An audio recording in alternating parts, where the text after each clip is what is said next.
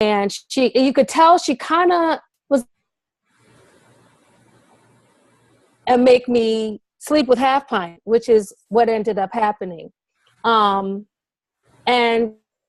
whole scene of just how far a person is willing to go for their own vanity, for their own, I don't even want to say success, but I just looked at it, you know, she was a young girl. She'd invested everything she knew into that experience, into that sorority. It got her so far, and she didn't want to lose that. And I think she did love it more than she loved her boyfriend, but it was all a part of the, for lack of a better word, fuckery. And I was praying, like the whole time I remember seeing that in school, and I was like, oh, don't do it. Don't do it, because he's going to play you, you know? If you do it, don't do it. And she did it, and he played her. And who played her? Her boyfriend or? I don't know, as dumb as I knew she was to Giancarlo Esposito's character. And who is he? Because her, is he the initiator, or is that her boyfriend? Yeah, he was the, what do you call, like the head of the fraternity, like the headline or whatever. And remember, she was like the head of the sorority. He was the head of the fraternity. Okay. He was like leading all the hazing and all the crazy stuff. And who was it? Right, Half Pint and Lawrence Fishburne were cousins. Yeah. Huh? He played her, like he told everybody what she did or something, or announced. Well, he had, what's super whack is when she went to go into the bedroom with Spike Lee, all the Line brothers were in the hallway. So they knew what was going to happen. So she had to have sex with him, or she chose to have sex with him, while all the boys were in the hallway cheering him on. And like in the scene when they were actually in the bedroom, Spike's character was saying to her, like, you don't have to do this. And he was trying to give her an out. But she was like, no, we're going to do this, you know? And you could tell she felt disgusted. There was no intimacy. She didn't want to kiss him. She didn't want him touching her, but she still went through with it. And she actually still thought in the end that Giancarlo was going to respect her. And like in the following scene when she was like, I did it, you know, and kind of, what does this mean for us? And he's like, wait a minute, you actually did it? And she's like, yeah, you told me. Yeah. To do it. He's like, no. Which to me at the end, when Lawrence Fishburne came out and was like, wake up, you know, that was the biggest wake up for me. You know what I mean? There were so many themes in the film that were really profound. So how did you feel? I've never put myself out there to that extent, but I've certainly, you know, at 46 look back. I mean, I'm a single mom. You kind of go, damn. I thought it was going to be something else, and I allowed myself, you know, to believe something that I knew it wasn't possible to sustain.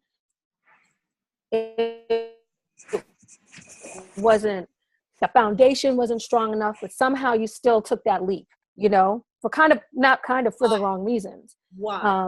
You know. Why did she take that leap? She thought, and we all know you're just too young and too dumb, and too vain to really think that that's love, but she did. She thought that it was love. She thought that it would get her, you know, she was horrible to everybody else in this sorority. Huh? She did it for love of who?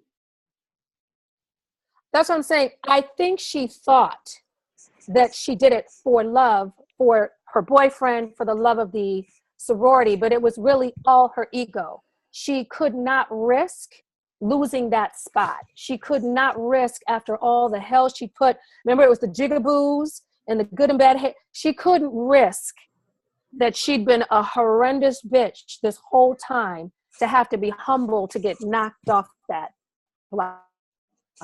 So what's really happening? And that was that was what she was really in love with. Right. She's in love with something destructive. Why? What's she missing? What's the fundamental part? What's her flaw? As sappy as it sounds, I think she didn't love herself. She loved all this other stuff that was blocking her from actually really loving herself. You know, because when you really get that about yourself, those things can't be in the way of letting you be that self-destructive. destructive. I mean, you have sex with, I love Spike Lee. I wouldn't be able to lay with Spike, not in a movie, but that's a whole other thing. He looks up to you. He's looking up But to you. have sex with Half Pint. Yeah. He's looking up. I was like, and I didn't have on heels. And I'm a midget. No. Looking at the tips of my breasts. Yeah, basically. But she was willing to do that with an audience outside of her door when she'd already worked so hard to be that top chick.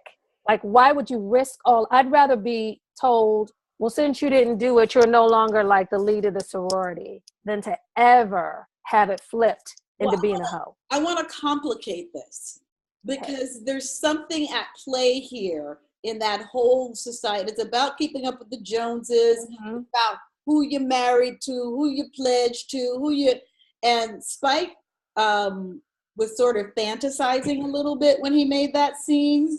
Oh, a lot, yeah. My uncle is an alpha. And part of their process was that the girl that was being hazed from the sorority, their sorority, you know who the alphas is, AKAs, they had to come over and they had a washcloth in the bed. And then the brothers would just go in there and fuck her, one right after the other. And she would just wash herself with washcloth in between. No, stop. And my uncle convinced me. He said, between that and Lionel Richie perming his hair, I knew I was gay. Because that, there, I was like, I don't want that pussy. I'm so mad at the Lionel Richie perming his hair, but I get it. And she was proud of herself. Yeah. She liked it. It's like, who's next? Who's taking one for the team? Look at Asha's face. Yeah. AKA. Go ahead. That's why I don't. And my uncle said, I knew I was a homosexual. Because all the brothers was like, y'all gonna get that red bone? Well, I'm gonna get that red bone. And they were all sitting there eating popcorn, watching the game, playing Teddy Pendergrass albums and shit. Waiting for their turn. One right after the other. And there was a curtain leading to the bedroom. Not even the door. She didn't go to the shower and wash up. She just wiped in between. What year was this? This must have been a long time ago. This ain't that long ago, girl, and I'm sure it happens now. Yeah, it's... Please. I mean... Please. Diseases. What is it? Diseases. Not 70% of Black women are having unprotected sex with Black men. That's true. What is it that makes you want to have somebody else's life that you think that they're having? It's a part of our culture, right? How is that different from Paris Hilton and Kim Kardashian becoming famous by putting a picture of them having sex with somebody on the internet and building a social media empire because they put a picture of themselves on the internet having sex? It's exactly what they did. They don't have any talent. Neither one of them is like, I'm a rapper, I'm a singer, I'm an actor. That's not how they got famous. That's not how they got a label. They were like, what is everybody else doing? Oh, sleeping with the rapper. But how do you prove you slept with them? You put it in a video, and then you go viral, and now you have power. And the day after your video goes viral, Nike calls you for a deal. Oh, yeah. So the sad thing is neither one of those girls needed the money. All right. So what is that about? That nothing else matters except creating social status and power. And that you will give away. You will give away. Because it's a little different than just sleeping with a guy to get him to love you. It's not a person that you're trying to get to love you. It's a societal configuration and all the power that comes with that. She the head AKA bitch with the light hair and the green eyes. That means something for the rest of her life. That means when she goes to law school, she can pull strings to get into the law school she wants to go to. That means she can get lunch with the right partner of the right firm. She can play that card for money the rest of her life. It means she can't marry somebody unless they're at her level too. Did you lead your line? I'm sorry, I led my line. I'm a legacy. My mama probably led my line too. It's about building dynasty. Right. Mm-hmm. So what is that thing inside of us that needs that outside recognition to say, I'm powerful, people envy me, I'm wanted. Mm. Why does that take precedence over how you feel about yourself? Mm. Yeah. Why is that so powerful? And how did you feel about her when she did that? Mm. I felt sorry for her because she was college age when you think you know it all. And like you said, I can't remember the specifics, but she probably was legacy. There were references to that kind of stuff, which is probably why she was in the position she was in. So you don't want to disappoint your mom. You don't want to disappoint anybody else. You don't want to disappoint yourself. You don't, So she didn't have enough confidence to just go, fuck it. I can't do that. And I think that she also thought, which is the saddest thing, that he was not only going to protect her, he was going to keep her dirty secret. Even though there were like 20 line brothers outside, she still didn't feel like the risk was great enough of her losing that prestige because she was the unattainable girl. She was the line brothers, like she was untouchable. That's why when he walked in with her and he was like, "It's your lucky night, half pint," and he was like, with her, everybody was like, "That's not possible." But the minute he even introduced the idea and she still stood there and slapped the shit out of him, they all lost a little bit of respect for her. So the fact that she even walked in the room as it kind of being an option, she already started to, they would have never looked at her the same because she even wavered on the idea. So I felt really sorry for her because those aren't the kind of things you shake off. Like she could have, been Michelle Obama and somebody would have dug that up. Yeah. That she kicked it with half pint with 10 dudes standing outside cheering them on, and that's the sad thing because at that young age, those aren't things you can get back. It's bigger than having sex with someone. I think we've all had sex with people we regret. Asha, maybe not you. I don't know. I hope not, sweetheart. Publicized sex. Well, I mean, you can have a career and the publicized sex not matter anymore either. Right. Money and shit. But Right. I think that there's something interesting. It's like when you graduate from graduate school and they ask you, what actor you like? And your whole last year of graduate school, everybody is running around trying to figure out who they're like. That's so important to them. They're like, well, I have to keep names. And I was like, why? I'm not like anybody. Yeah. I don't want to be like anybody. I'm not like anybody. Yeah. And I'm not like anybody you've ever seen. Mm-hmm. So, but that idea was very challenging to agents and they didn't want to sign me. They're like, well, what do you mean? I was like, so Angela, why don't you say what you're saying in the chat? Because it's hard to keep up. I was saying that for me in watching that, because that was one of my favorite movies too, and I remember that scene really affecting me. And if you look at it from things from her perspective, I think she was trying to own her strength. And that was the tragic part is what is our idea as a Black female, what is our idea of strength? She was walking in there unafraid. She had to walk past all of those guys with her head held high, feeling inside that this shit is very wrong, but she did it anyway. And she was, I'm gonna be the strong woman for my man because I am that chick. I am the best. I am the top. You can't touch me. And so my man needs me to do this. I'm gonna do it because I love him and because I'm strong. He is the leader of his group. I'm the leader of my group, and together we are a power couple.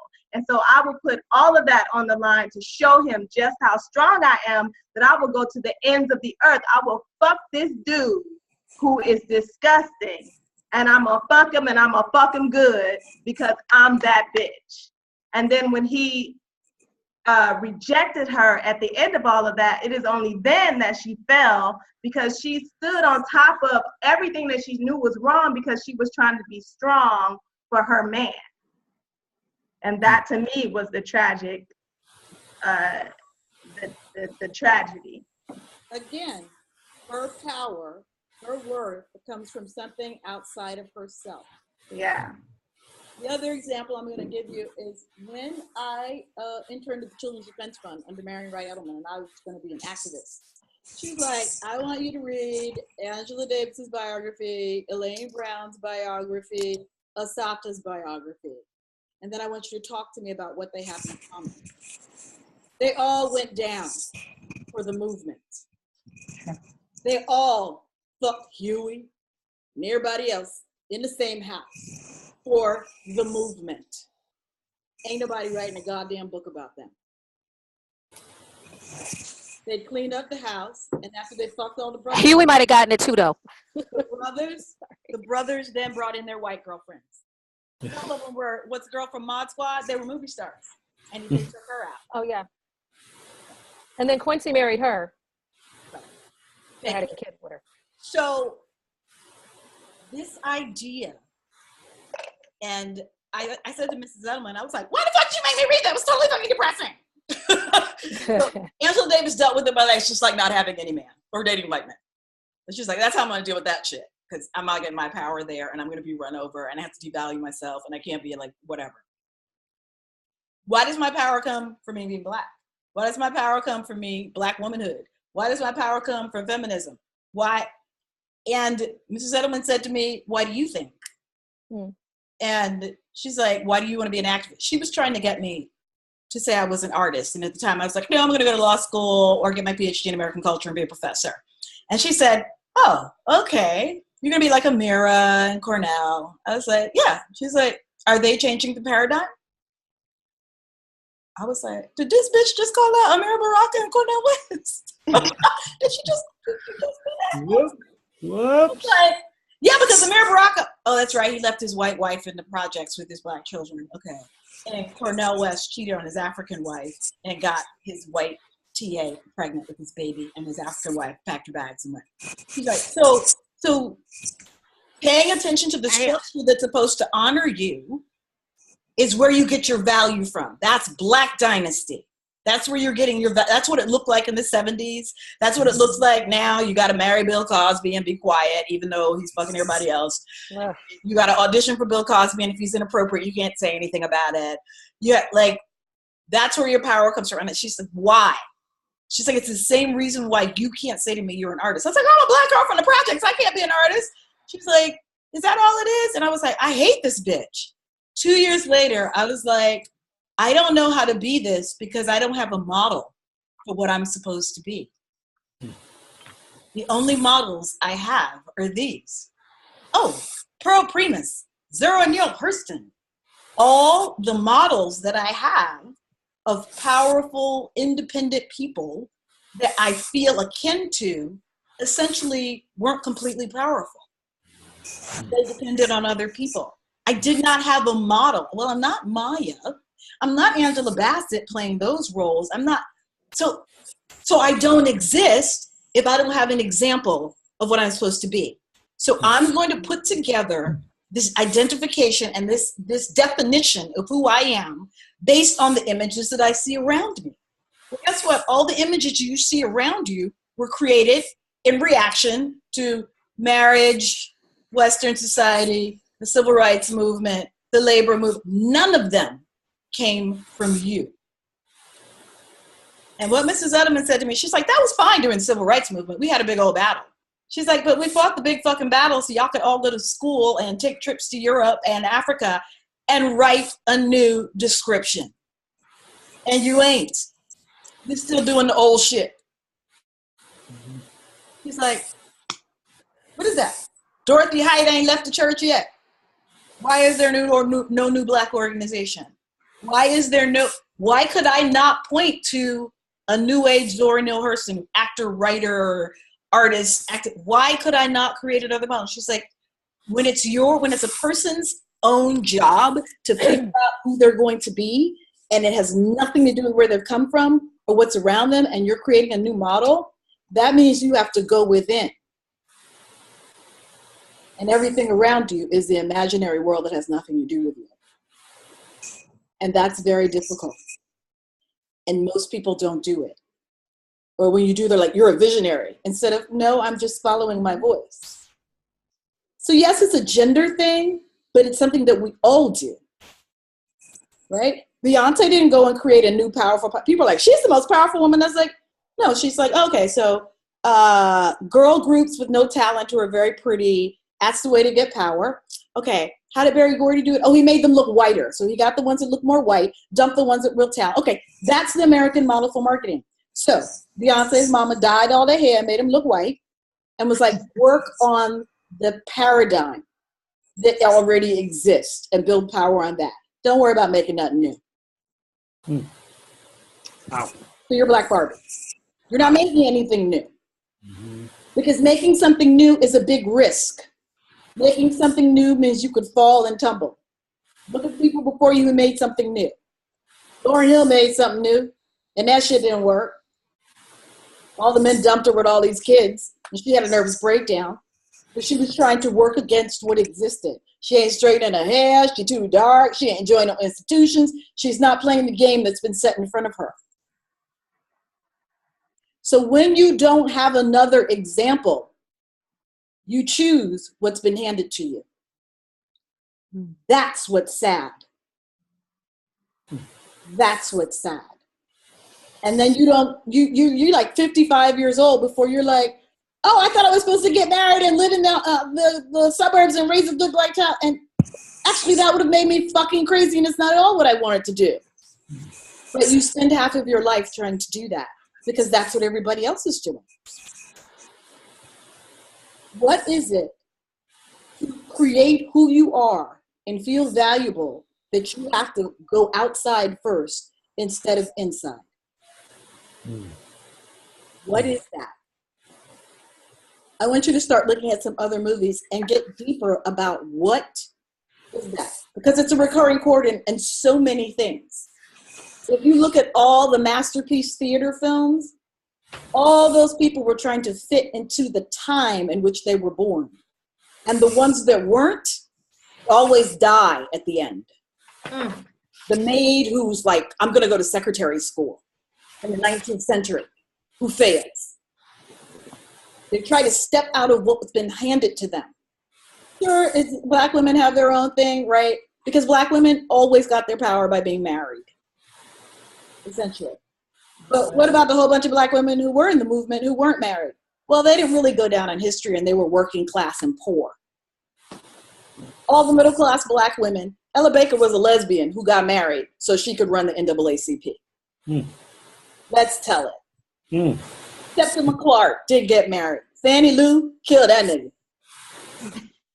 We don't have books written about her. We have books written about Martin Luther King because he played the system. He went to the right college. He pledged the right fraternity. He did the right speeches. He joined the right church. Because when you don't create your identity, what society has said, this is what's appropriate, you run the risk of being a failure and nobody caring about you. But what happens when your identity comes within? You know what happens then? People like Bayard Rustin are born. Gay Black men reading Proust in Europe at the turn of the century and going to Oxford. Who the fuck? What? But that Black man who created his own identity invented the civil rights movement. He wrote the blueprint. He is the single most important Black man in the 20th century. Martin Luther and them just followed the game plan. They wrote it. Because he wasn't staying in America going, I'm going to figure out my identity. He was like, oh, I'm a homosexual. Oh, I'm a Black man. Oh, I don't believe in God, so I don't go to church. But I need to solve the huge problem of the American Black man in the United States. He actually needed to be outside of the system that cared about him in order to recreate a new person. That's true. It's like what Jehovah's Witnesses say is so funny. Jesus could not be the Messiah in Bethlehem. In Bethlehem? Where was it he was born? Is it Nazareth? I get the two confused. Right. He was born in Nazareth, and they went to Bethlehem for him to be born. Right. They had to go to Bethlehem because in Nazareth, who was Jesus? Oh, that's Mary's son, Joseph Jr. He ain't nobody. But in Bethlehem, he could be the Messiah. Bethlehem was a hip town then. It was like going Also, to this. they didn't know him. There was no Yeah. there's no definition. Yeah, Right? he could create himself. I couldn't be April Yvette Thompson in Miami. Not the April Yvette Thompson. People be like, "Oh, she's just weird." I'm the same April Yvette Thompson, but now people are watching videos of me and they're like, "Oh, now she's an artist." I was like, my mama was walking around saying these things and doing these things in Miami. Ain't nobody ever paid her nothing. And now you're buying $80 tickets to see me just be who I was, living around the corner from you. You weren't paying attention to who I was because I was trying to be something different. What is it when you try to step out of the definitions handed to you? I want you to look at that, Kim. You're going to come up with a little chord there. Because right now you're choosing the person who fails.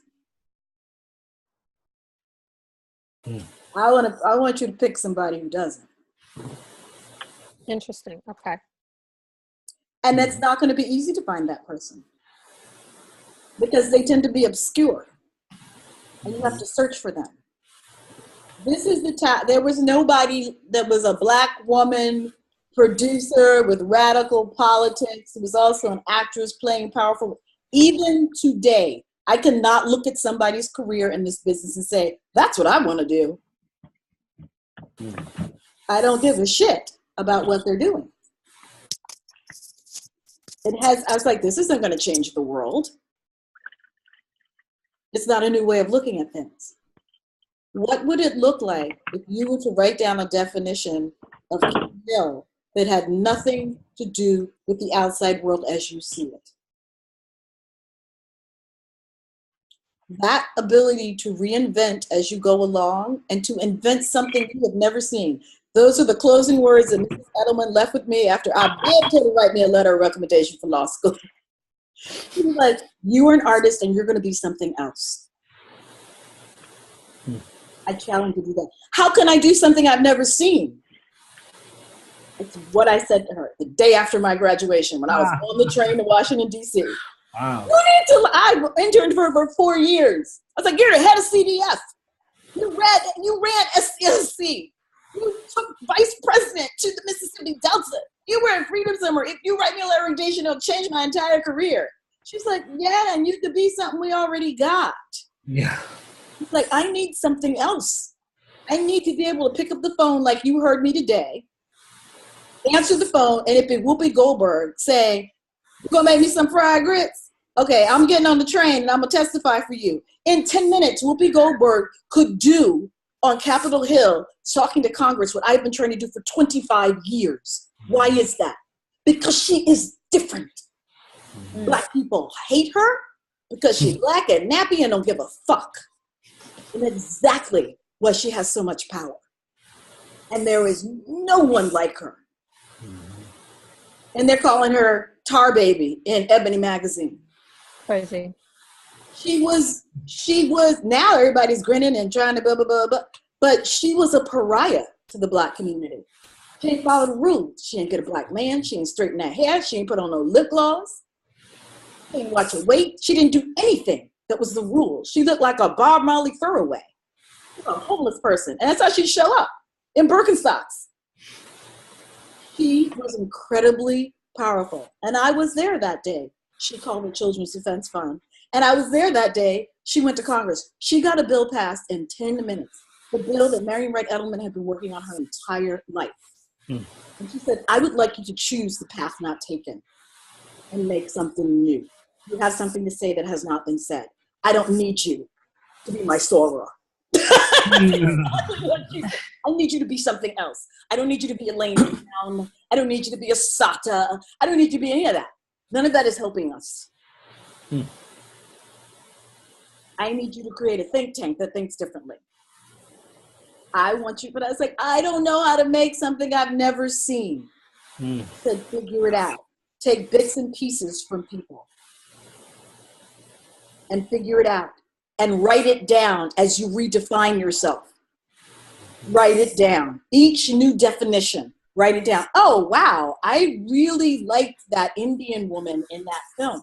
Who was that? Oh, okay, that was Mira Nair writing a character about herself. Okay, I really liked it. Oh, like I just all different sorts of sources. And time to time I would send Mrs. Edelman an email. I was really profoundly touched by this writer. I didn't understand all of it, but I was just like, okay, why don't you go listen to her speak? Because there's something there about your reinvention of the self that you need to learn. And I was like, oh, okay. It was in incredible places. Go read Joseph Campbell, The Power of Myth. She's like, what is the myth that you're creating of who you're going to be? Because it has to be a powerful myth that you have to start living intentionally. Because if you don't live intentionally every day, redefining, I am this, I am this, I am this, guess what? The world will tell you who you are. It is a powerful thing to create this thing. What would you call yourself now? Right? And you have to constantly assert it in the world and write it down. That's actually how you become visible. So I think that the woman who chooses the path of conventional power is in large part choosing to be invisible to her own power in making that choice. And I think that's the chord. We could say the woman, but we could say anyone. The person that chooses the conventional course, even when their heart is telling them otherwise. It's nothing wrong with picking the conventional course if your mind is going, this is right. Michelle was like, this little scrawny little light-skinned boy, he got goodwill. This is right. I could do this. I can do it. We go to the same school. You know, we're going to be in the same place. That was a conventional choice, but it was also a smart choice. It was good for her. There's nothing wrong with making the conventional choice. It's only fucked up when your heart is saying no, when everything in you is going no, no, and you choose it anyway because you cannot see another option. Right? It's like I tell people all the time, I'm not mad at the brother married to the white girl. Let him be married to the white girl. The brother who never talks to a black woman, I have a problem with him. Because it means he is making a decision based on just generically not liking me. I have no problem with conventional choices, but don't make that choice because you feel like you have no other option. Because you're afraid to take the path that you don't know what it looks like.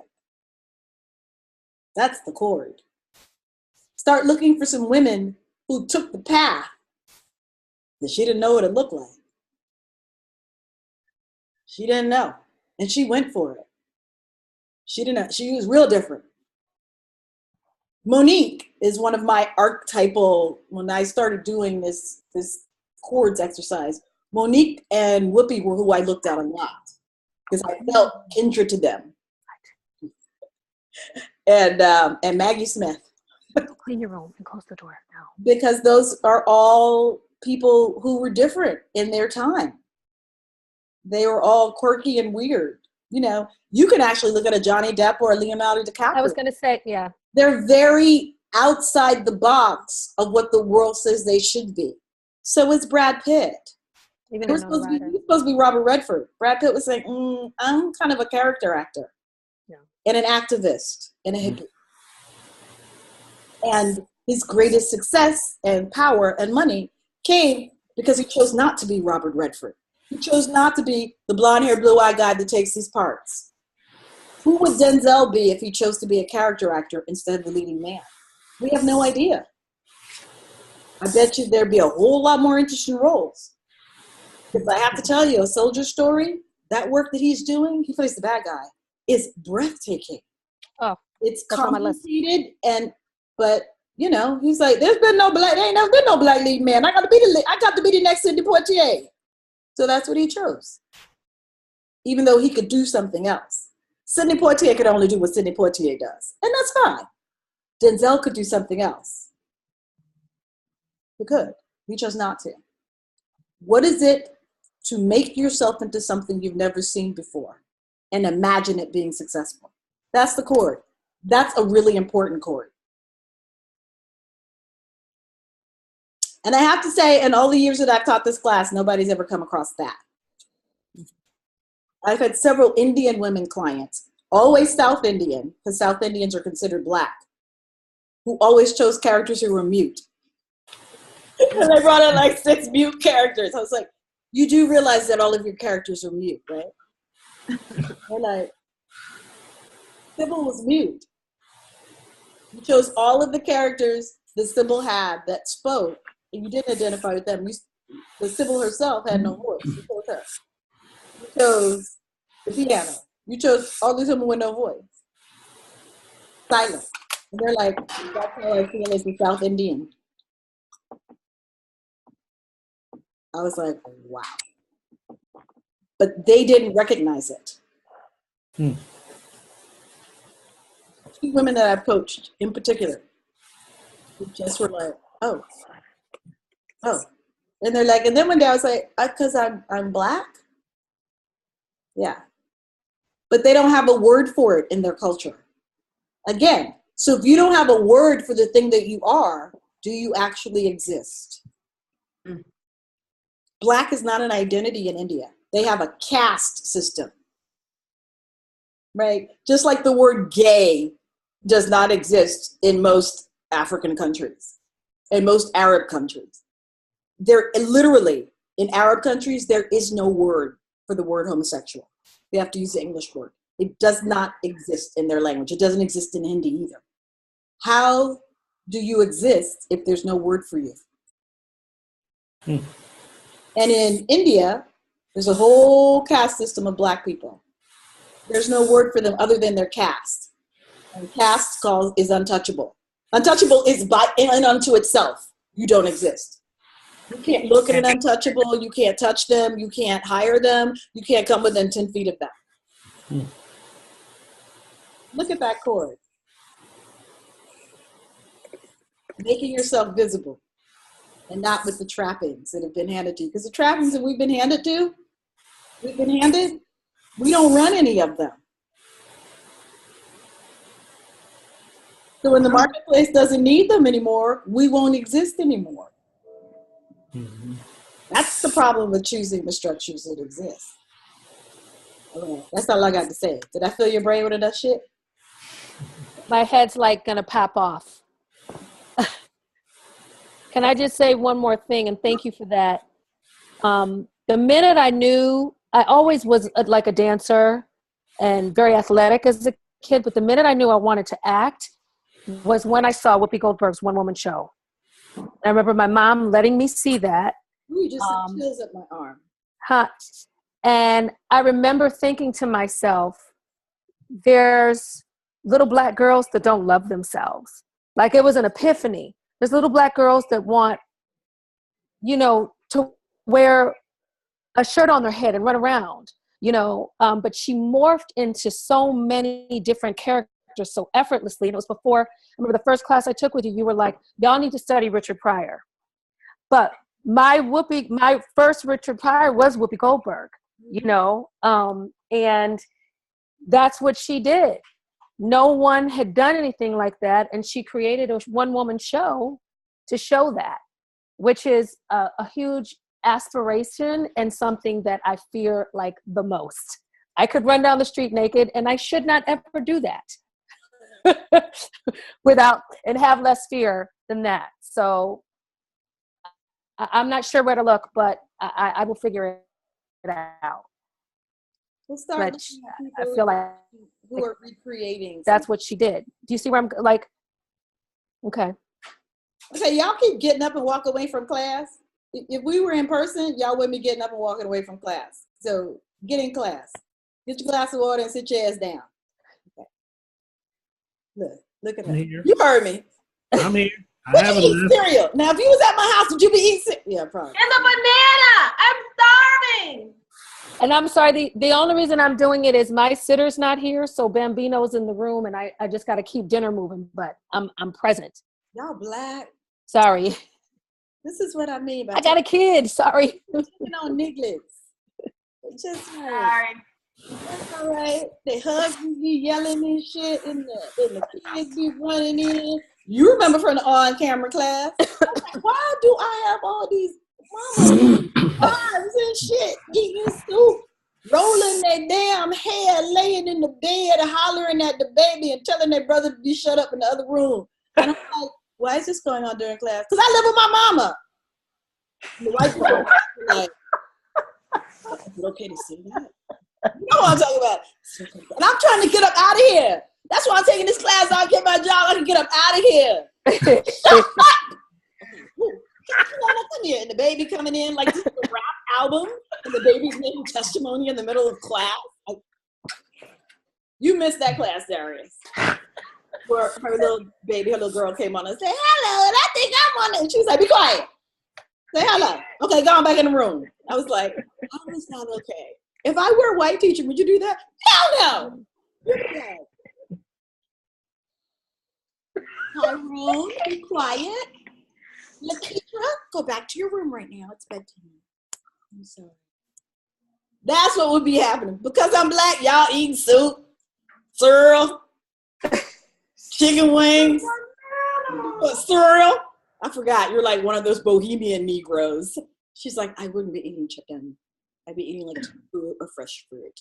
It's a banana with almond butter. It's like I said. Who the fuck eats bananas with almond butter? That's really Almond good. butter. Niggas can't even buy almond butter in the hood. You gotta go to the white neighborhood to get that. That's true. Love it. Ghetto black fabulosity. Okay, Almond butter don't got no at salt. least nobody's doing their hair during, class. I have had that, and that's where I draw the line. I was like, Wow. we need to save the double strand twists for another night. Not now. Okay, during class. Okay. All right. All right, so that was Tim Hill's dissertation.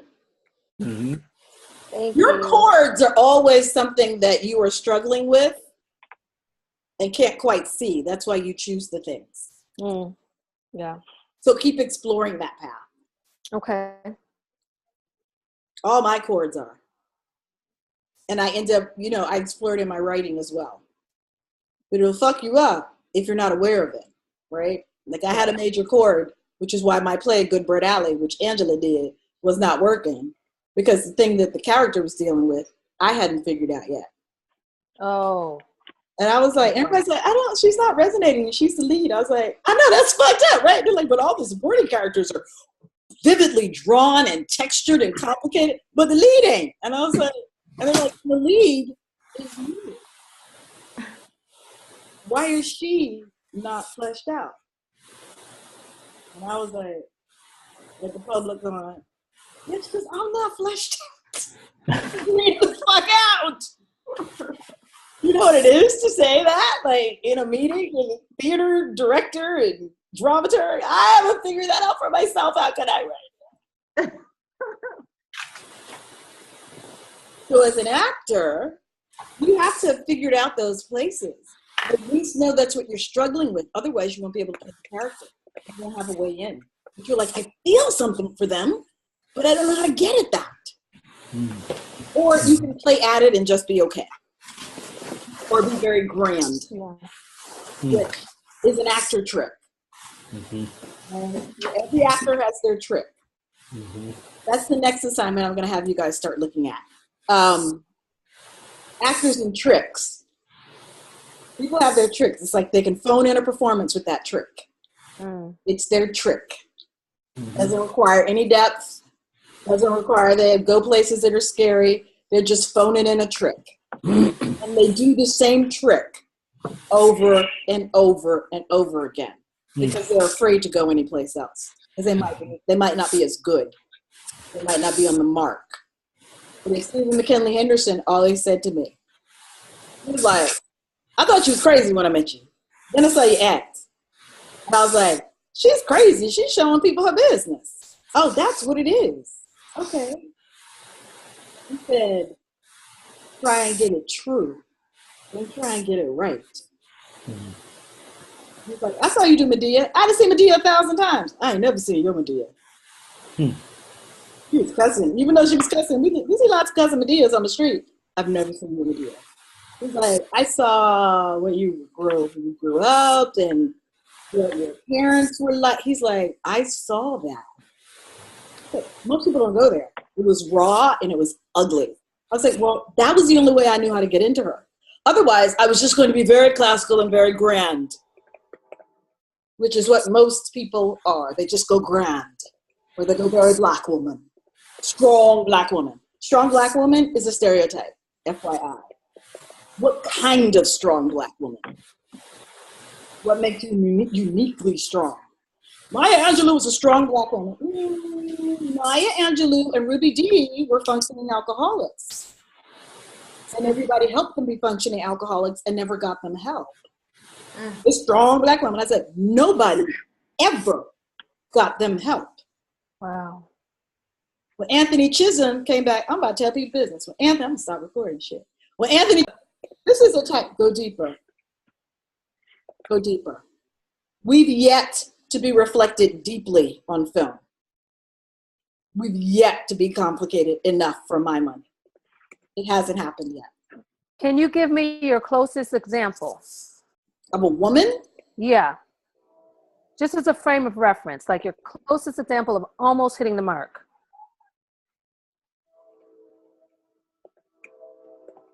I don't know if she was hitting the mark, but I feel like, and it's when somebody has been going to a truthful place, it's a little uncomfortable for everybody. It's not the slave we're accustomed to seeing. Right. Those performances, when it's a woman, usually get overlooked for one reason or another. Monique in Precious was doing a very ugly version in a subtle way of what she did in Fat Girls. And that movie got totally overlooked. It wasn't constructed well, but the character, the secret eater on the floor and hoarder in her room weeping for days, that's the truth. And we ain't never seen that. People are like, why was she rolling down the street holding a bucket of chicken? I was like, because Black women are eating themselves to death, and this is what it looks like, and you're uncomfortable with it. And Black daddies are sleeping with their daughters and their nieces, and have been regularly in Black churches for the last 300, 400 years. I mean, it started in slavery because everybody slept together. So if a father fucked his daughter, it just was. We don't talk about those things because of the shame associated with it. We know that came from slavery. So I feel like when somebody goes to that place, if it's something that's really truthful that we're not comfortable with and it's too close to home, those performances get ignored. And Fat Girls was it's much harder to watch, because she's going someplace where she's unveiling her personal truth. Yeah. And it's very uncomfortable. And it's very profound and human and real. I mean, if you took the handbook of a hoarder and a food addict and put it together, it step by step is in there. So you can tell as the movie is constructed, you can tell in her performance that she's processed all that. Otherwise, it would just be sad. You know, like when you see, like when I watch John Leguizamo's solo shows, I think they're sort of sad because it's not processed. He's just beating himself up every night. I'm like, why am I watching you beat yourself up? That's really uninteresting. But a performance that's fleshed out means an artist has gone to the places that are dark. They're aware of them. They know what they look like. They can tap it out. Right? Samuel Jackson's drug addict in Jungle Fever, the only real acting going on in that movie, was his dark place. He was really, really, really uncomfortable. Really. Everybody else playing a drug addict. Sure, Halle Berry was cute, whatever. She was playing a drug addict. Samuel Jackson was a drug addict with 150 years of experience of stealing from his mama. That scene was incredible. It made your flesh crawl. Dancing in the kitchen. It was horrific. It was horrific. I think The Mother, and it's another performance that totally got ignored, in two performances in Ray. The only people that got talked about were the people who couldn't act in Ray, who were playing types. I ain't gonna mention names. Ingenue Ellis has not gotten as famous as she should be because Ingenue Ellis is not the noble, strong Black woman. That's not who she is. Ingenue Ellis is Betty Crawford. Ingenue Ellis is a 1940s femme fatale and who is sexy and vicious, and maybe I need a man, maybe I don't, but this is my world. The only women we've ever seen like that die at the end. They OD. So what they do is they put Ingenue Ellis in A Few Good Men. They put her in all these stereotypical roles, which she can do just fine. She's in a short film by Dream Hampton about Muhammad Ali. I was in it. They went to Sundance. It's extraordinary. She is the femme fatale that they never let her play. Her work went on. She on screen for all of 8 minutes in Ray. It's breathtaking work. I've never seen a Black femme fatale on camera. I've never seen this all-powerful, period, Black woman needing no one, not worried about racism, moving the fuck on, and glamour. She was not looking to get a husband. She was not looking to be a singer. She was looking to go write poetry somewhere and then have drinks on the Champs-Elysees and then visit her boyfriend in Monaco for the season. That's who she was. And she went to Martini Hour. Pay attention to her. Ray was something she did for fun. I'm slumming. Watch that character. Totally got ignored because it's complicated and we've not gone there. Alfre Woodard in Passion Fish. It's a drug addict. You didn't know she was a drug addict. It's complicated. Von D. Curtis Hall in Passion Fish is a fucking Black cowboy for the love of God. Romanticizing and courting a hidden drug addict. There's so much complication going on in that movie. Romance got ignored. The mother in Ray, they ain't never given her another job. Why?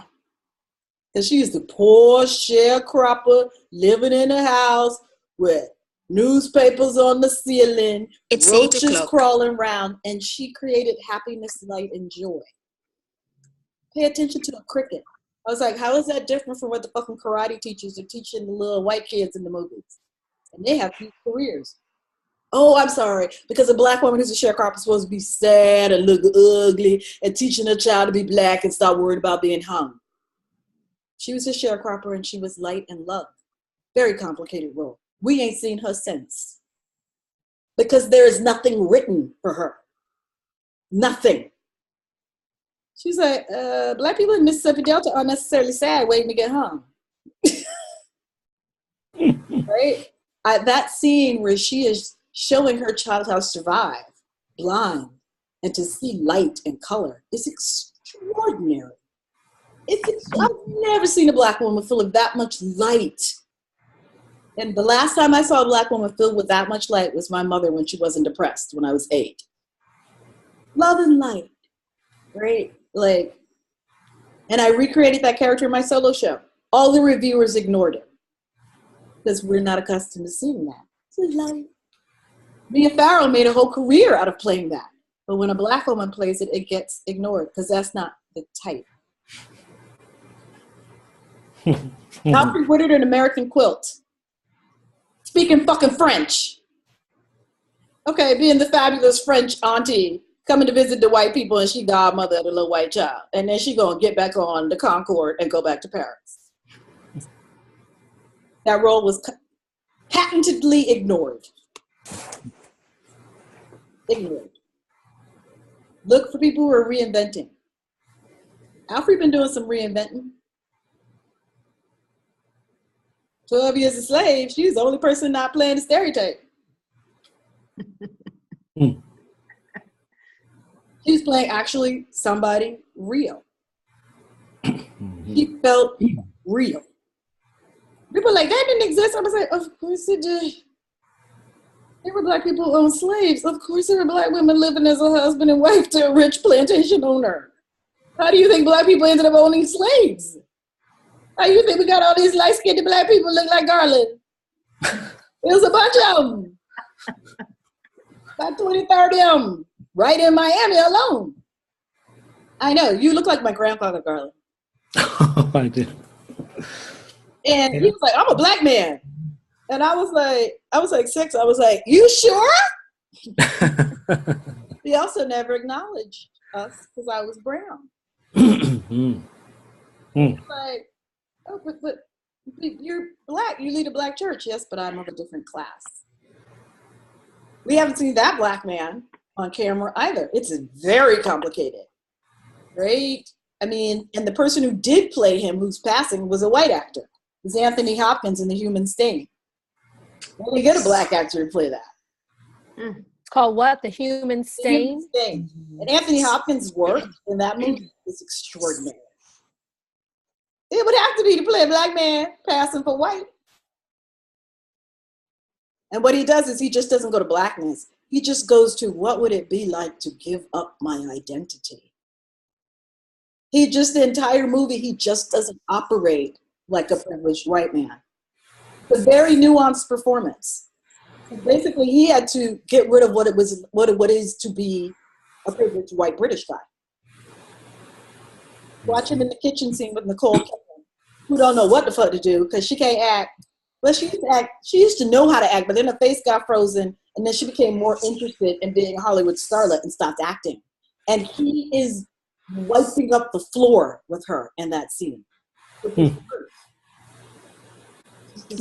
is like, this is not what I am.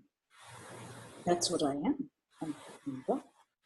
The Human Stain is about a black man who's lived as a white man, and finally in his 60s has to come to terms with it, and chooses to. But the entire movie is about him not, and how he gave up being black, and all the things he had to do to give up being black. It's fascinating.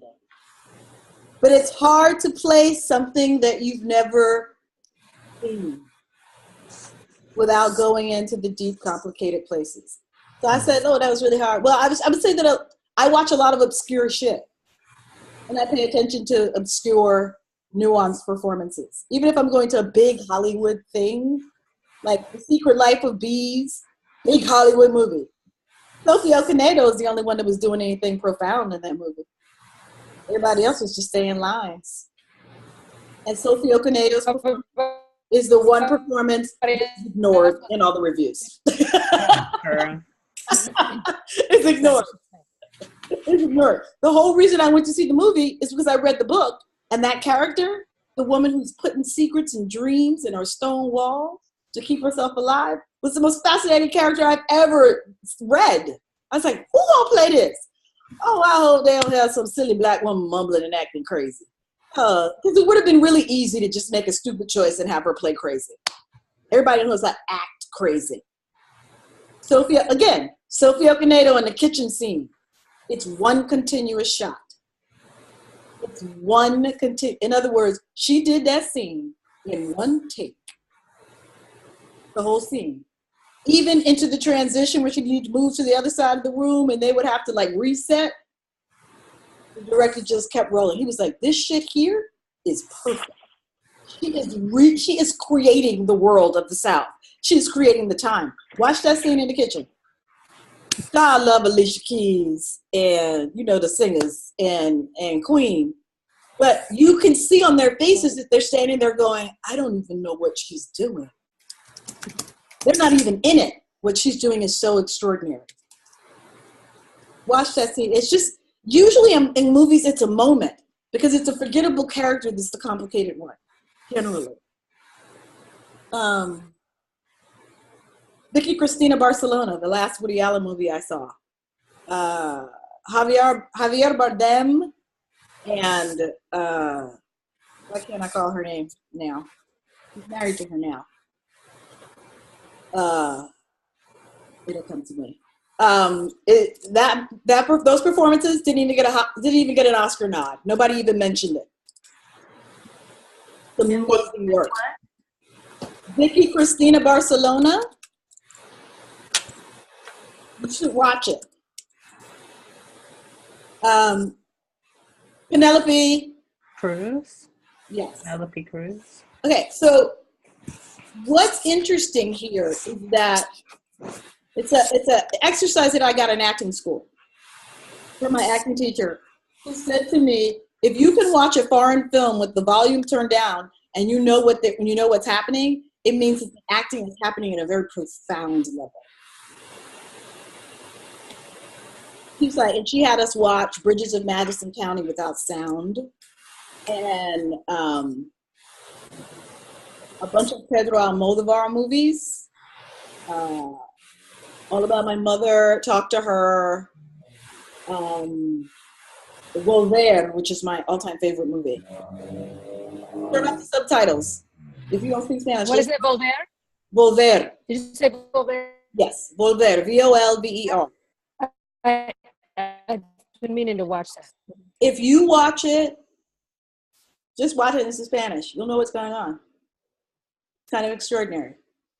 It's how he writes. It's how he demands. Vicky Cristina Barcelona, Penelope Cruz, and Javier Bardem were the only Spanish-speaking people on the set, first of all. Javier Bardem hardly speaks English. Penelope Cruz is like, I only do it if I have to.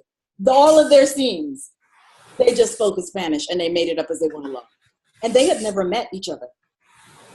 Watched it. They are two people with 25 years of history. It's sort of extraordinary.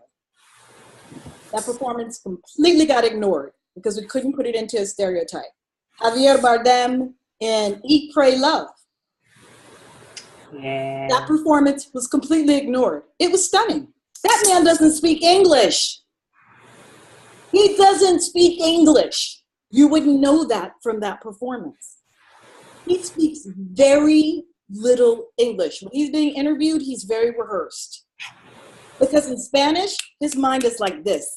He talks really fast. He has a really quick mind. He's really on top of things. And like, so when you see him speak English, it's because he's translating and it's rehearsed. You would not know that from that performance in Eat, Pray, Love. Playing a Portuguese guy with a Portuguese accent speaking in English who was raised in Europe. You want to talk about a mind fuck? Like, so you're translating across 3 languages, plus you have to capture the energy of that character, who is nothing like Javier Bardem. Quiet, patient, not intense. Javier Bardem is like fast and intense. This character is relaxed and like a Yoda of the universe. It's extraordinary work. All right, so I filled your head with performances that got ignored because they were complicated. But those actors work forever. And they understand who they are in very complicated ways. Now, who wants to share their page with me? Ooh, I can. ooh, ooh, ooh, ooh. Okay. I'm gonna have to, Are you going to email it to me or are you going to share it? I can share the screen either or. You can also, let's see here. Is that the one? Yeah, that's it. You guys see that? Ooh, shiny. Can you see that? Oh, hold on. Yeah. I have to close my window. I was opening my window to see you. Okay. Ooh, look at Garland. Hipster haircut and whatnot. Okay. Scroll down. Now, is this your main page? This is your main page. Yes. Okay, where's your emotional chords page? It's not filled in right now, so it's just a gallery, but I do have a page for it. I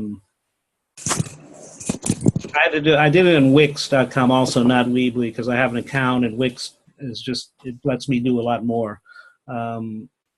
So this is not obviously what it'll be, but it'll be something. I patterned it after Brittany Mirabel's site, so this will be some type of photo with a description. Okay, so as we meet and I give you some language, I need you to start writing that language down. Otherwise, we're going to get to the end of this class and people are going to be like, what you said in the class? And I'm Okay.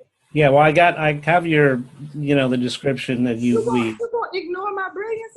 I just said, you like, man, that's blank amount of years, because I don't tell nobody my age. And Kim, you need to start telling people your age. And that's like 3 degrees I got. That's about $1 million, $1.3 million when people finish getting paid.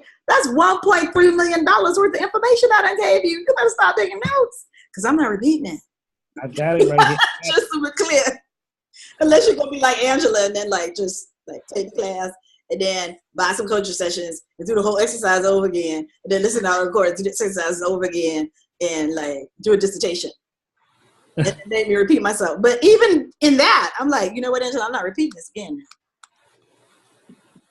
And don't, when I give you words and you put them on your emotional chords page, and I look at it next week and go, that's great.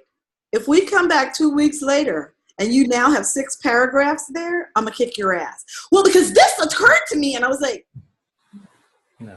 people You're not going to get that. one sentence. I'm not trying to talk about nobody, but somebody did that. So their emotional chords page had like 70 pictures and went on for a good 3 or 4 pages. I said, No, that's an exaggeration. why are you playing yourself? Why are you playing yourself? I'm sorry. 17 pictures and it went on for about 4 pages. No, April.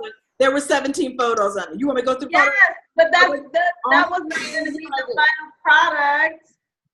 I was going to put my headshots up there. Those are pictures that just made me, in the moment, think of the chord. When you are showing something to your teacher, show the most simple pared down version so that I can give you edits. If you show me your journal entries, I can't edit your journal entries. It's too much. Okay, too much. Unless you just keep buying coaching sessions and like, I'll be like, if we have another coaching session, and I'm trying to move on to something else, but you still editing. I was like, I mean, I'm happy to take your money, but can we move on? This is like, I mean, write the book. Save this for the book, okay? That's for the book, all right? The website is for the agents. 1 sentence. Just get 1 sentence. You can write 2 or 3 sentences, and I can help you edit that down. But if you don't have anything, I can't give you notes. Does that make sense? Mm-hmm. All right. Who else? Stop sharing your screen with us. I'll show you mine. Can I send it to you in the chatty thing? No, you got to share the screen. What you talking about? I hate sharing screens. Share the screen, girl.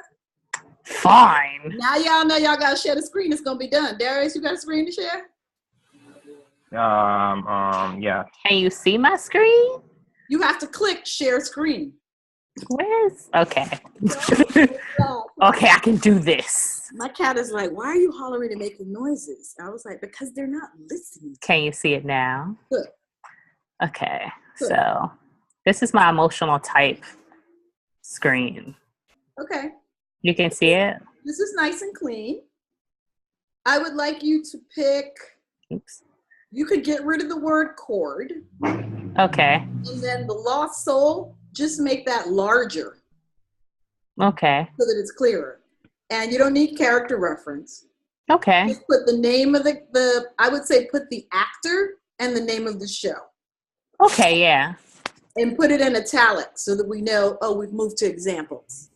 Okay, that's just a formatting thing that makes it easier to read. Okay. It'll add in 3%. Actor, name of show, italics. All right. You want to see the regular page? Does it matter? Not matter? Doesn't matter. Look at y'all doing your homework. Oh, yeah, she's so cute. Look at her wearing her hair.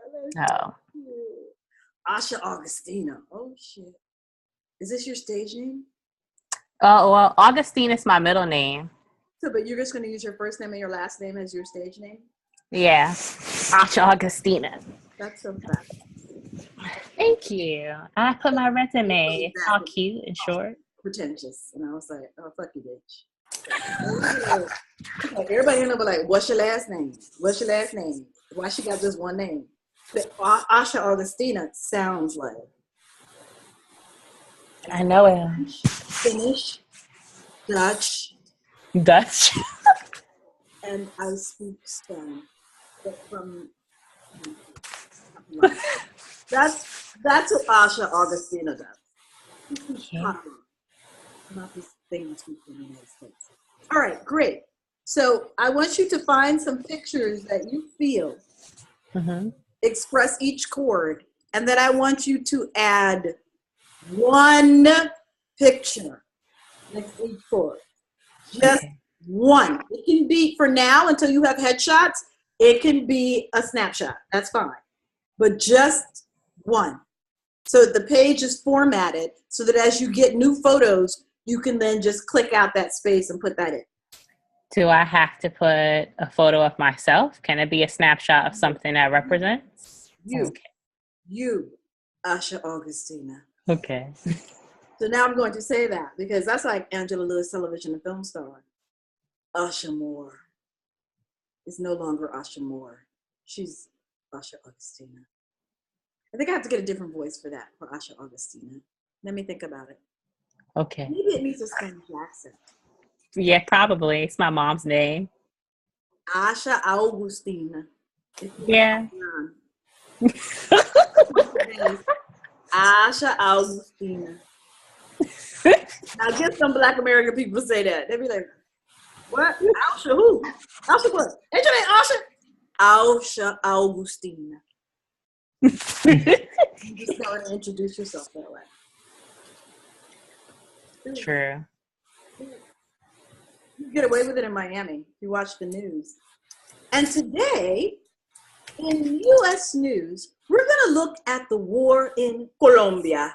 In Colombia. And this past fin de semana, we had a lot of disturbances in the capital city. And now we're going to take this to Javier de Castellanos, who is currently talking to us from Colombia. Colombia.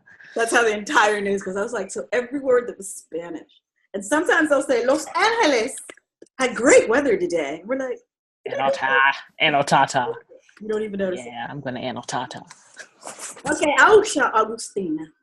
Oh, I like This that. is good. Okay, modeling blogger. Say it like that. We'll get to that later. I love creating experiences. Okay, you're going to have your own brand here. I get it. Yeah.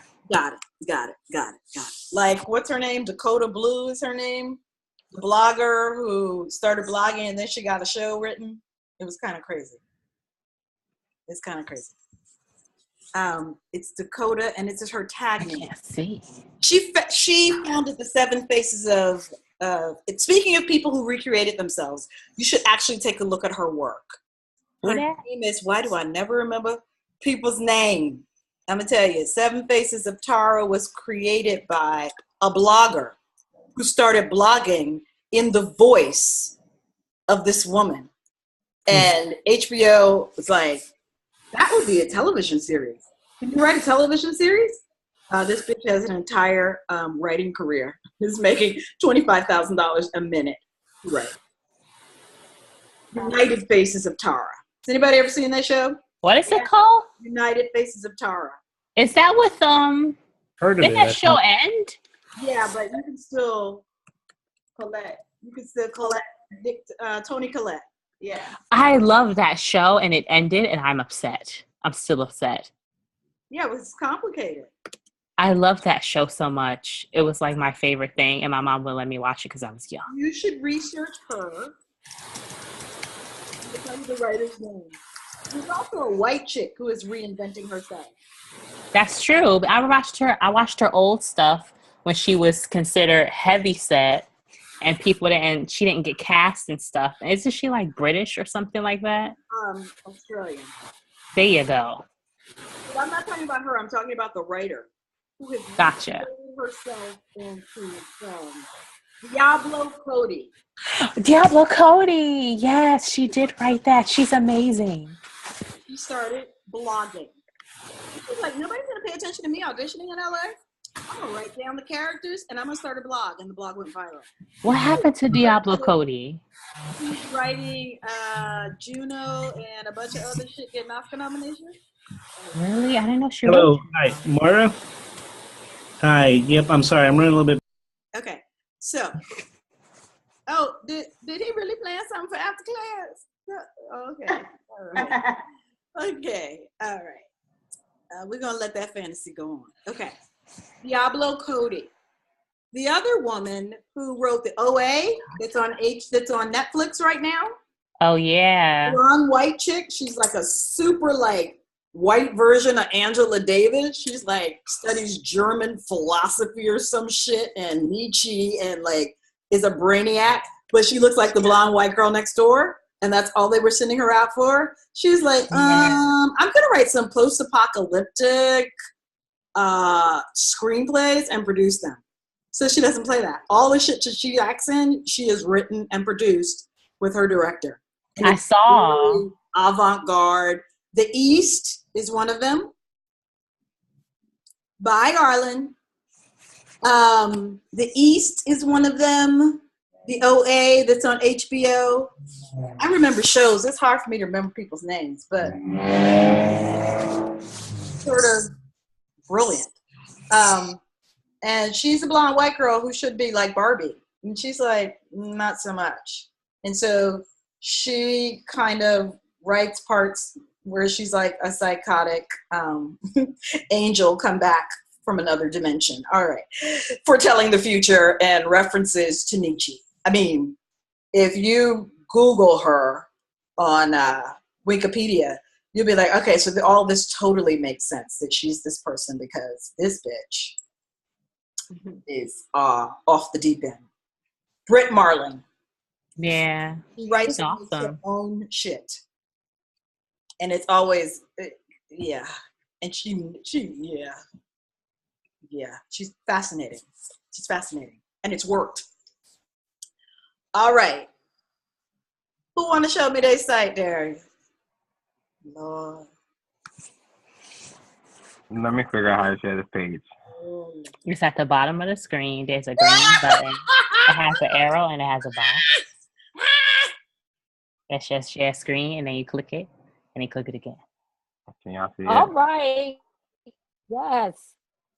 Asha, I love it. You're like, no excuses. It's a green button.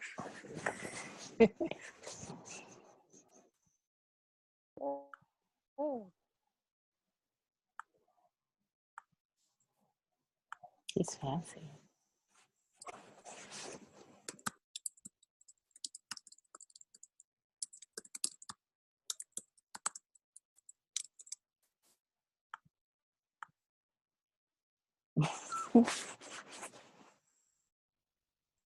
Boom. Are we there yet? Oh, you can't see it? Oh, okay, I can see it. Uh-huh. Darius Leon Smith. Who is that? Myself. Okay, let's see the emotional chords page. Yeah, you need headshots, cutie. Thank you. We'll get to that later. All right. Darius's emotional chords, the courage seeker. I like the layout. Okay, but this has got to be a lot bigger, this print. Not because I'm 106 years old. I'm really fine. And this is, wait. Maybe my cat can read it. Can you read that, baby? Cat. I can't. I can't with the cat. The cat is like, I can't even begin to read that. And I have hyper vision and hearing. Okay, so, all right. I'll blow it up. Okay, scroll down. I'll scroll down. Like Okay. background, when you have a dark background, the font has to be very clean and large. Or when you have a colorful background at all, like purple or something like that, then the font has to be big. So there's not like currently starring on the picture. You're like, no, you got a purple background. So could you say that I'm currently a series regular in a really big font since you've got to have a purple back? Okay. I'm talking about somebody real bad right now. Okay. Okay. So if you want to be a television and film star that people are Googling about right now and, going viral on the internet, I need to see the big words. Okay. That's all you got so far? Yeah, that's all I have so far. Why haven't you scheduled your 15 minutes? I'm accustomed to seeing you at least 6 times a week, Darius. I thought I was Ben. I'll do it as soon as I can. Okay, because y'all not gonna get through all of these things without that. Okay. I need to schedule mine too. Yeah, you need to schedule them. I'll do that ASAP. Because Angela's taking up all y'all time. She's like, I got a 15-minute. Let me do that. And then I got some pop coaching out. Let me do that too. And okay, but she be trying to use it for like chords and shit instead of marketing and branding. Okay. All right, this is good, Darius. Thank Keep you. going. Keep looking for chords. Keep looking for chords. And if you're going to have Darius Leon Smith as your professional name, you have to have that all the time. You got it. Okay? Darius Leon. You know, if you want to be black and fabulous, you can put an accent aigu in there if you want to. Okay. An accent aigu. Okay, yeah, but you have to say it like that.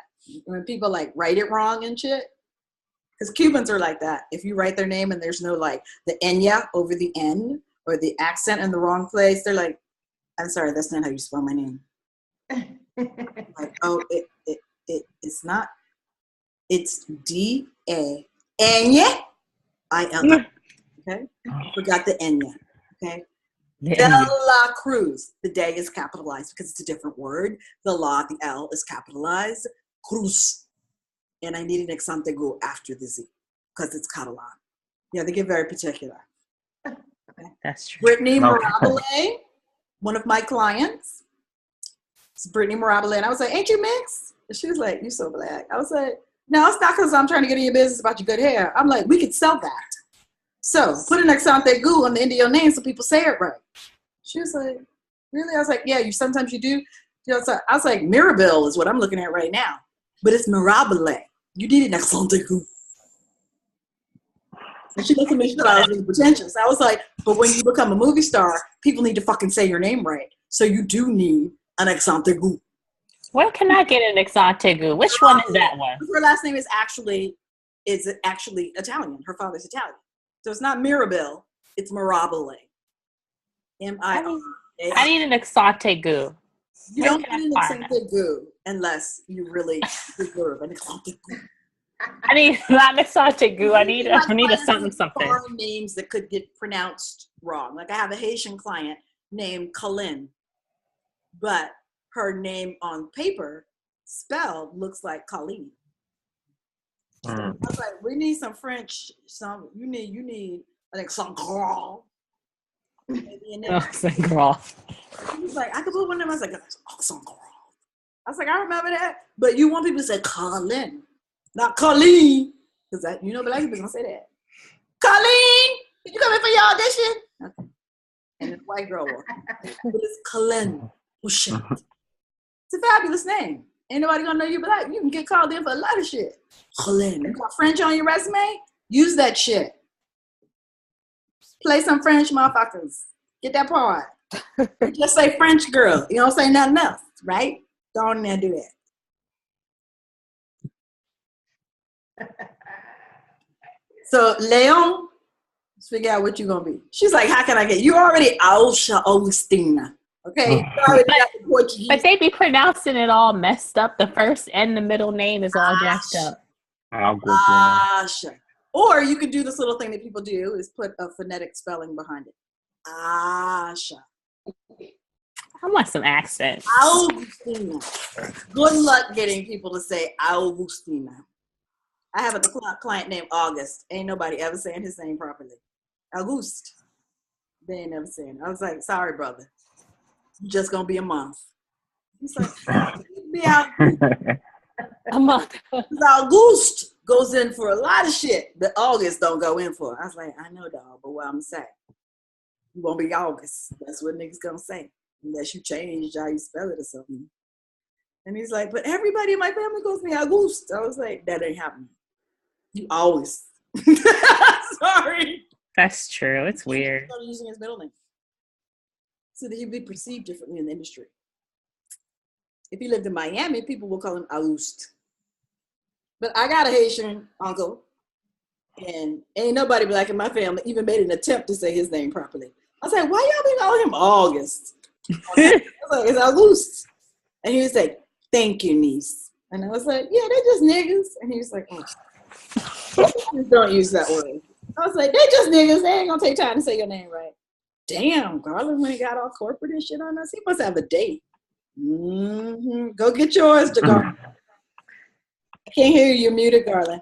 I got to go accept a grant award for the Monterey County Board of Film Commission. So well, you should get something root because you're looking good. Oh, yeah. Thank There's you. some enthusiastic white woman there going, oh, so you're in theater? You should capitalize on that, okay?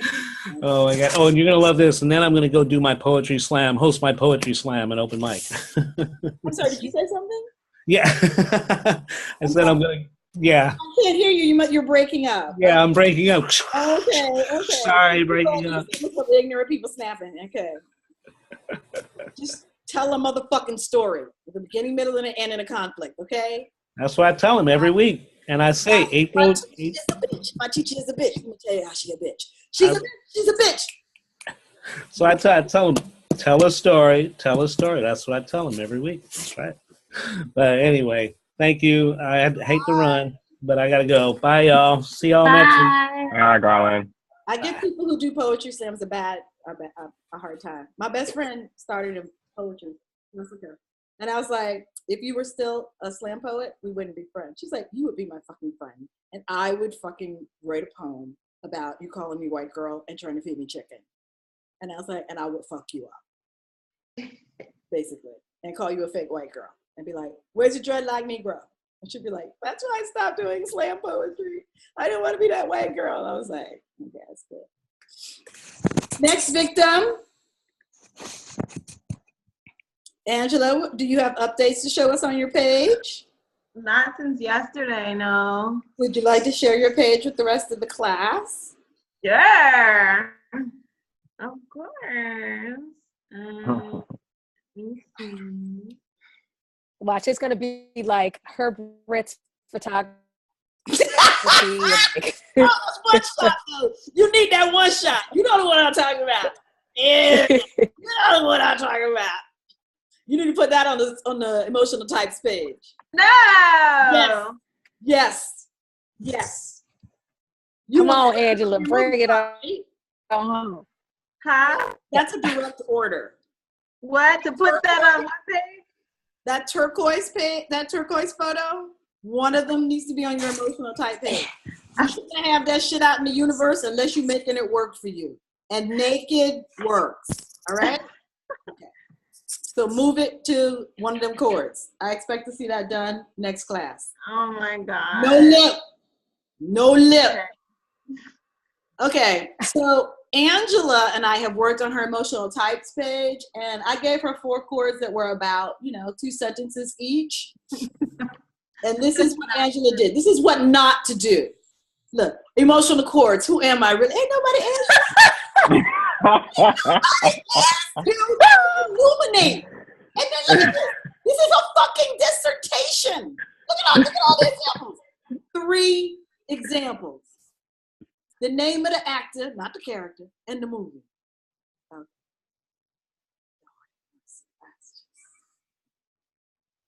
Love that picture. Oh my God. And then we don't understand why this is here. Oh, okay. But at least the transcendental teacher got a little bit shorter. These were 3 times longer than that. Okay, just so y'all know. This one is short. Yeah, we need to separate out the name of the character. Yeah. Oh, this is brilliant, though. Get rid of that prototype shit. I love that one of the examples on her emotional types page is the character that she's currently playing on Primetime. You are my student. Yes. You are finally learning. Yes. You're like, and this chord is embodied by, the actress Angela Lewis on Supergirl. That would be me, Angela Lewis, television and film star. Very good. Nicely done. Now, can you show us the turquoise picture, please? So we can Yes, go to that page. Let's figure out which one. Let's figure out which one that is. Yeah. Feeling myself. Okay. If you're going to put it on the website, go there. Yeah. That's what I'm talking about. Aww. Turquoise. But her naked. Naked. Just naked.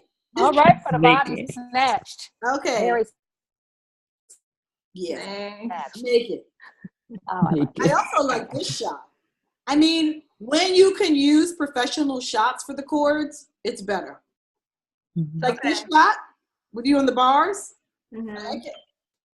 Okay. Well, I have a shoot coming up, so I can do that. Why is you taking another shoot? Why are you doing that? We're Because I gotta get commercial headshots. I got a new commercial agent, so I have to we get. talk about this in your session because Well, you're gonna come back with something crazy. You're gonna come back with something crazy. It's gonna be a lot of work for me. No. Like, so these are 780 pictures that me and my husband shot this weekend, and I just want your feedback. And I'm like, what are you wearing there? What is that? Hey, stop scratching my couch. I just bought that shit. And that will be the ghetto mother. You know what I'm talking about. I just spent $30 on a scratching post for you, and you gonna scratch my brand new eggplant chair? No, ma'am. This is what I'm talking about. And why she looking at me like I'm crazy? And she was just scratching the shit. That's a brand new motherfucking chair. Where's your scratching place? I ain't spend all this goddamn money. Negro cats be scratching up your shit. Get them. Negro cat. Negro cat. Yeah, why the cat gotta be black? Maybe the cat is entitled in white. Not if she my cat. Okay. First of all, True. she from a homeless shelter. Okay, this is our first clue. She from a homeless True shelter. that. All right. Second of all, she like hits the people when they come in the door when I first got her. And she didn't know how to act. And I would put down food and she would hoard it and kick away her sister because she thought the food was going to go away. Is that a white person that's privileged? No. That's a little black person that hasn't had much. Or maybe she might be Puerto Rican. She was from the Upper East Side.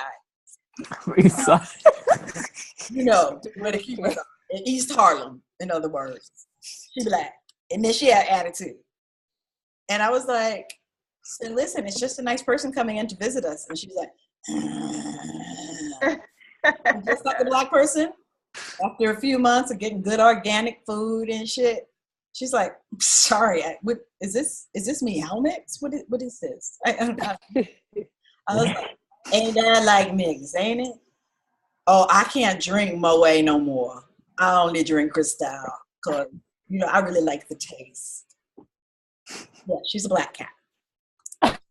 I buy a new piece of furniture. She jumps on it and lays on it. It's like, oh, thank you so much. Can you like brush that little blanket up? Thanks. Okay, now I can get on there. Now that you've moved everything out of my way. My brand new motherfucking piece of furniture that I took out the box. Yes, she's a black cat. She's ghetto. All right. Kim, are you on to the website yet? Or you're not there yet? Have you been working? I'm finna be there. Yeah, working towards it. You finna be there? I'm finna be there. So glad. I know. So glad. But everybody else's work looks amazing. Let me encourage you. Okay, so I am going to now, I want to take a look because I gave y'all some complicated homework for next week. Who bought the book? I forgot his name. Yeah, I do too because he's famous. Damn, where is it at? Oh, Lajos Egri. Yes, he is the creator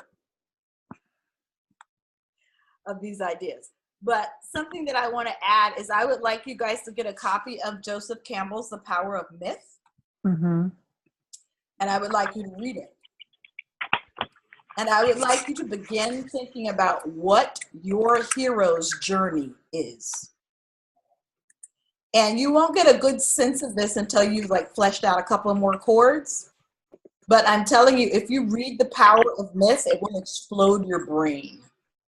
You will be like, Angela, don't read The Power of Myth tonight and stay up all night, okay?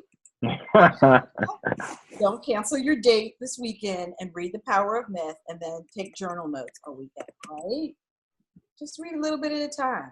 Angela, stop trying to buy it on Amazon and get the Kindle version so you can read it tonight and not give your husband none or pay him no attention.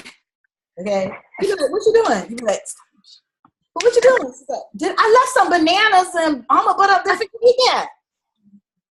It was $2 in Barnes and Noble. Yeah, pick up a used copy. Oh my God, Asha, are you all ready?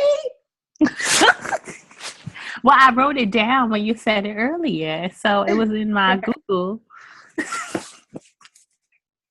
Try and like help some black people with their OCD, and they just keep going. I had a black child that was referred to me today by a professor from Howard, I told you. Mm-hmm. You know what she said? Oh boy. She kept me on the phone 45 minutes. I ran my mouth. I did my little sales pitch or whatever. Because I was like, I don't give people free sessions unless you buying some shit. And I usually don't sell coaching packages to people who ain't taking class with me. But your professor emailed me all up and down. And she's like, I really love it. I'm so ready. And then she got all emotional, started tearing up. I was like, oh, that's so beautiful. And then she messed her shit up. I was like, so if you've seen any of my videos or you know the work that I'm doing, that's important that you do research before you like sign up. Oh, I've been on your mailing list for 2 years. I get everything that you do. And I want to see every movie. I was like, well, bitch, why the fuck is we having a 30-minute session? You could have just emailed the motherfucker and said, well, I'll sign up. Niggas, taking up time. She's like, I'm finally ready. I was like, it took you 2 years to be ready? Niggas, never say that. I was like, I ought to not give you the discount. He's like, yes, I subscribe to your videos. And then I went into Marcus. She read everything. She's a stalker. She been trolling. You ain't need to do a sales pitch. I could have been here decorating my motherfucking apartment. I got a new pink carpet and shit and boxes at Home Depot. Niggas, just wasting your time. I just wanted to talk to you. I just could listen to you all day long. I was like, play YouTube. You can listen all day. Go to the website. You can look on the blog and just go, April talking. You can just write, April Yvette talking. She already listened to it all. All day. She's like, I just been listening to you talk all day. I was like, stalker OCD. She's going to be another one. Stalker OCD. I'm going to go to grad school. I said, you need to get paid and be a fucking television and film star. All right? That's what you need to do. Like my 2 clients. She was like, what happened? I was like, you're like, I just want to act in LA. I was like, no, you need to be fucking getting paid. Let's make a movie. She was like, you did that to one of your clients? I was like, yeah. She was like, give me her money for coaching. I was like, you don't need no fucking coaching. You need a plan, nigga, a plan. And she was white. I was like, you need a plan. And she's like, I love that I'm a working class white girl from Jersey and you call me the N-word. I was like, cause we finna take over the world, nigga. She's like, I don't have any money. I was like, my mama broke. I was like, do you have a cousin waiting for their welfare check? She's like, yes. I was like, come on, nigga. Call your uncle. You know he stole something. Come on, let's do this. You finna make a movie. Do a GoFundMe. Ask me for some money. And she made a movie. And she's like, I didn't think I could. I was like, this makes 1 year we didn't work together. You made a movie. She's like, you're a fucking beast. I was like, agenda, no more coaching. Come on, let's go. No, wait. You're a movie maker. Go on. Gotta go. Angela, stop worrying about your chords. Be a mogul. Start having staff meetings. Great. Get your marketing plan. There you go. You're looking at chords no more. Marketing. Come on. Image building, branding. Thank you. Next, it'll be a stylist. All right. So your next homework is complicated.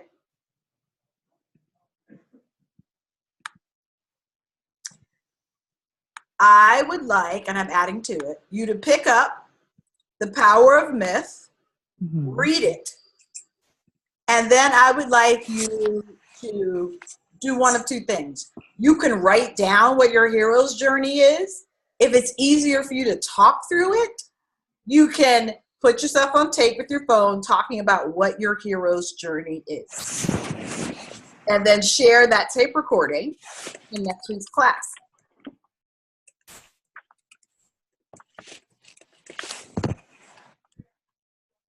Now, for those of you who only have one chord or you feel like you're coming across the same chord over and over again, part of the reason for the emotional character analysis questions is to help you start choosing different characters. It feels complicated. It feels like a lot of work, but I'm telling you, it's like doing actor homework research. If you can answer all these questions, you play the character. You will also, by the time you finish answering all these questions, you will know what your 4 major emotional chords are, if you really do the exercise. If you get, I don't know, I would say about halfway through this and the answers are the same as your previous chord, stop. You know you're doing the same chord.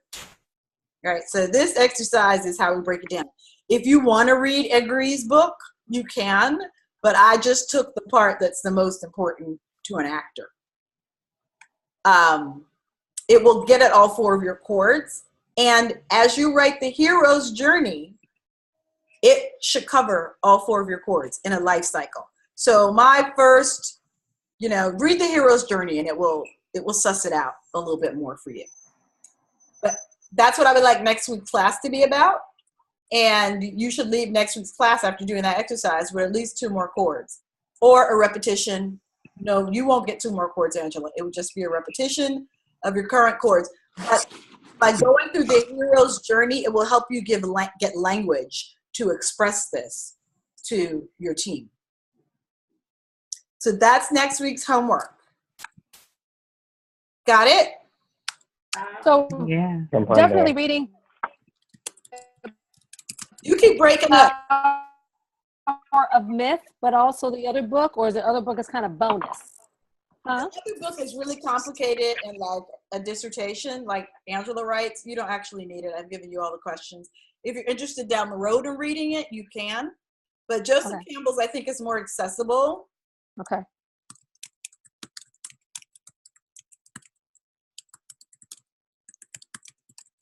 Gotcha.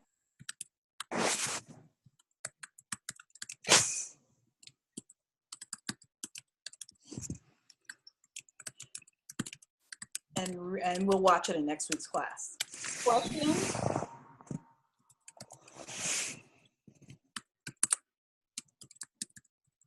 Schedule your 15 minutes because everybody should be up to at least 3 chords by now, if not all 4.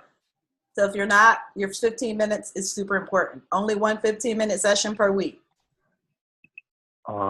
Darius. I think it says there's none available right now. That is so sad. So There's none available next week? I'm booked out. Let me check. Damn, he are. It says no times are currently available. Please contact the meeting organizer. Yes, this is perfect. Really? Damn, on that book? Let me see what's happening. You don't ever got no time available. I don't even know why you be telling us to book time. Ain't no time there. Well, first of all, you can't do anything within less than 48 hours. That's first off. So you do have to schedule because I can't be like strolling around. I plan my week out for the week, and so if somebody puts something on there tomorrow and I don't see it till tomorrow, I'll be like, yeah, okay. I ain't got no time. I got Kim Hill on Tuesday. You do? I got Kim Hill. So you do. Horrible. 5 to 5 p.m. She scheduled that a long time ago. She don't even remember. Tuesday of next week? 25th, girl. That's what I got. Praise God. Calendar. It's on my calendar. Wait. Calendar. Schedule once. Why are you making more work for me? The whole point of having schedule once is so I don't have to handle my calendar. Damn. April 25th. Okay. Yeah, What you was want that to again? 5:30? Okay, what was it? 5:30? Okay, now I got to remember the time too. Oh, look. It should be on your. Oh, look. You gonna get a reminder. This is Okay. what in me having the scheduling thing. No, I'm gonna get. I'll figure it out. Oh, okay. I need to change my address on my credit card. Reduce the window to look now. Let me see. That's why. Okay, after I change because I moved, so my credit card address is changed, and they won't accept credit cards that have the old address on them. Duh. This moving shit is a lot of work. Okay. So check back in about an hour, and there should be some times. Okay. All right? And then leave me alone, okay? Will do. All right, people. Beautiful. I love you. I totally mean it. I'll see you next week, all right? Bye.